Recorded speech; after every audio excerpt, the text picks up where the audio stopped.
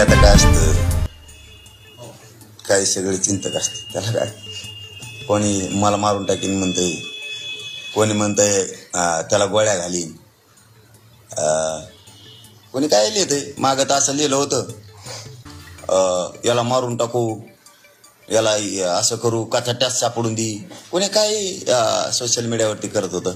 पण सरकार, पोलीस मराठ्यांच्या सुद्धा विरोधात असल्यासारखा वागतो. त्यांच्या हातात असल्यामुळे ते लक्ष देत नाहीत ना अशा गोष्टीला नाही.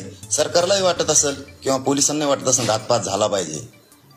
दुसऱ्याचं उलशिक काय झालं की लगेच ॲक्शन घेतात पोलिस, सरकार सुद्धा, गृहमंत्री सुद्धा ताबडतोब ॲक्शन घ्यायला लावतात लगेच एसपींना त्यांना, की इथं पोस्ट पडली, कारवाई करा, अमकं करा, तमकं करा, संरक्षण पुरवा, सगळं करतं. इथं आम्हाला मिळालेलं दाखवून द्या, मराठ्याला जिवंत दाखवू द्या, आम्हाला कुणी मारून टाकू द्या म्हणू द्या.